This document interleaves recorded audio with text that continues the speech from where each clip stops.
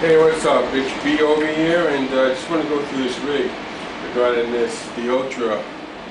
The Ultra is hooked up to the Mark V with the 4 cable method, and the way the 4 cable method is hooked up, I'm actually reading this off my computer right now because I just don't remember. I'm not technical.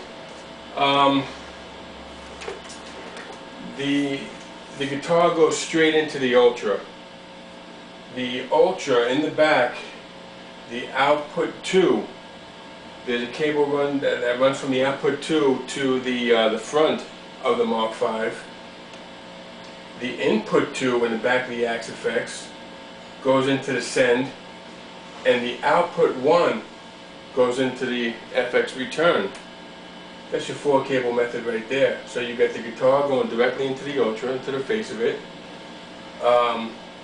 The output 2 from the Axe-Fx will go directly into the front of the amp, of the head, and in the back, the FX, the loop, the FX loop will be the input 2 from the Ultra going into the send of the Mark V, and again, the output 1 back of the Axe-Fx will go directly into the FX return.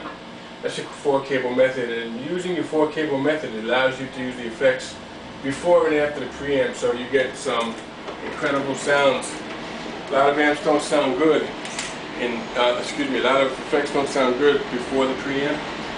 You know, they sound better after in the loop. So this is basically what lets you, you pretty much get the best out of, out of your tones with the effects.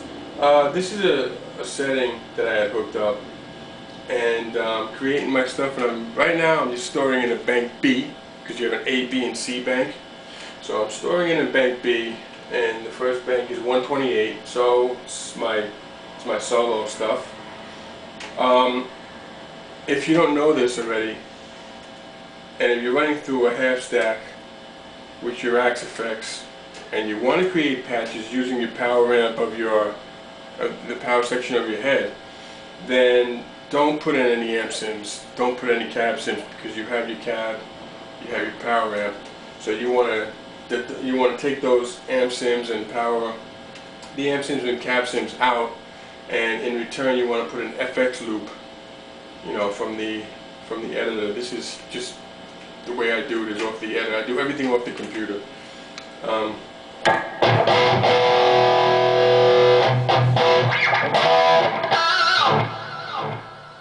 And the delays are lush, the reverbs are incredible. I have a little bit of graphic EQ, a little bit of parametric EQ, dual delay, or in this case actually it's a stereo delay, even though I'm not running in stereo with this right now. And a little bit of reverb.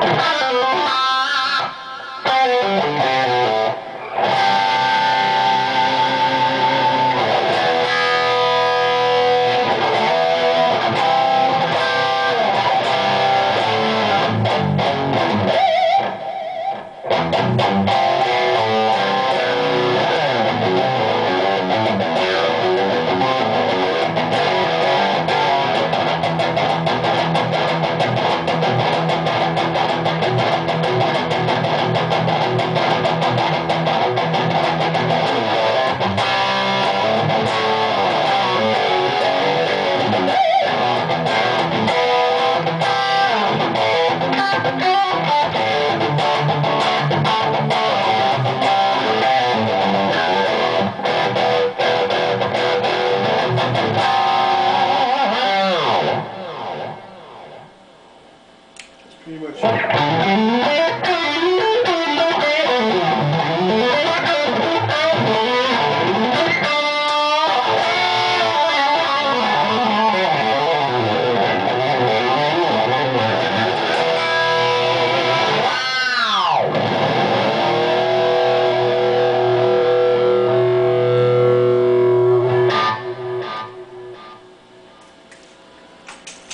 this guitar is a Charvel San Dimas, and I guess it's about a month old, maybe a little bit more, a month and a half tops. And when I got it, it was shiny black. It had Duncan pickups. This volume was over here. This three-way, well, not this three-way switch, but a different three-way switch was over here. I had Sal over at the Guitar Fix swap everything out. This is a different switch that Sal put in, and put in the Crunch Lab and the Liquifier pickups. Original Floyd. That's the freaking old brass knob. And he relicked the living shit out of it. Didn't want him to do anything with the neck because within time, the dirt off my fingers will take care of that. But yeah, you know, I helped out a very little bit, put a few things in it. It's the back of the guitar. It's beat to shit. And let me tell you, it's a pretty weighty guitar, it's pretty meaty. And this freaking guitar, I mean, the tones out of this guitar are just insane. Don't know why. Probably don't know why. But it's just the way it works out. You know, it's a USA San Dimas guitar that they redid. They brought them back, these old Chevelle guitars, and I couldn't be more happy with it. It will be my only one that I will have in my guitar collection. I'm going to start looking at other companies. Still love the Music Man stuff, but I sort of wanted to get away with the signature stuff. As much as I love the Petrucci guitars, you know, the BFRs, they're fantastic. I mean, I'm not saying I'm not going to get another one, but, you know, I just trying to find my own voice with different tones and different words and, you know, different companies out there. It's just so many of them. But love the Petrucci's. Definitely awesome guitars. I just wanted to sort of get away from the signature thing for a little bit. But this Chevelle is just a kick-ass guitar. 22 fret, hard maple neck. Starting to get a little bit dirty already in the neck. A couple spots over here and shit. But yeah, the guitar, it kills. So this is my main guitar right now. And it doesn't go out of tune at all. And that's my rig, pretty much. You know? I mean, there's other things I'm going to add on. I got the RG16 from RJM Technologies, Furman power conditioner voltmeter. This DBX 266XL, I'm going to be getting rid of that. The Ultra's definitely staying. I'm going to get a MIDI foot controller, looking into buying a Crybaby Rockwell. I mean, you know, it just never ends. You know, you have a rig and then all of a sudden you want something else.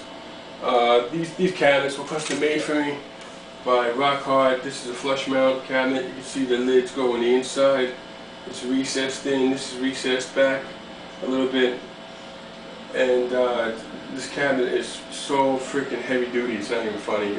I'm totally loving it. Love the people over at Rock Hard. The guy Mark, he's like the best. He always answers the phone.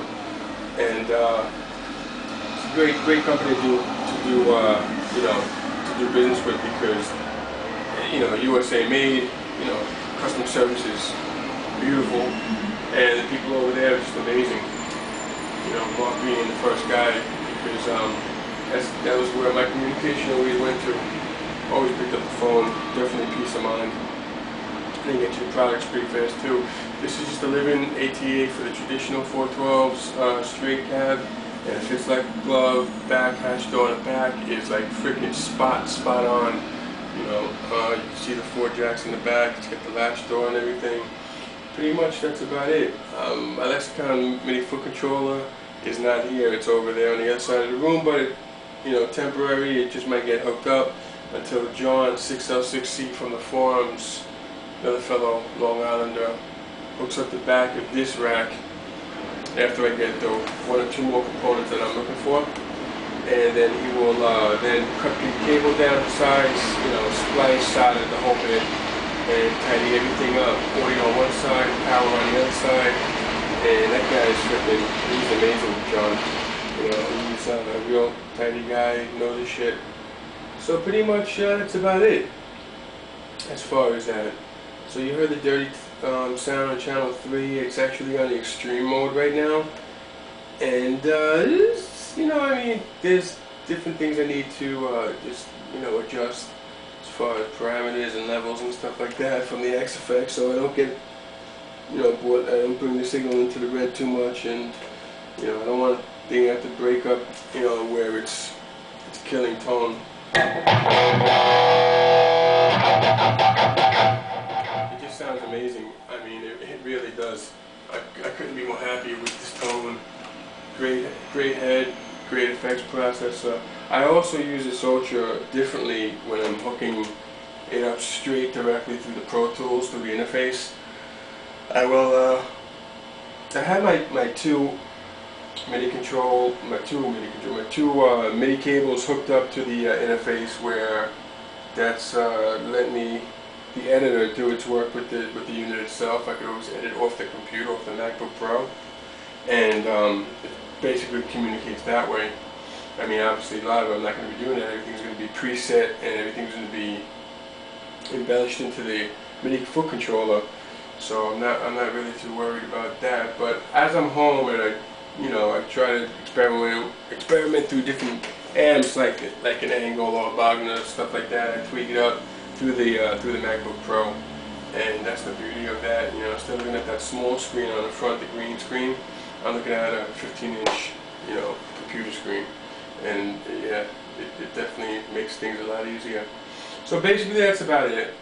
I just want to give you a quick overview of the rig, and eventually, you know, another 412 traditional is going to be coming into play. I sold one.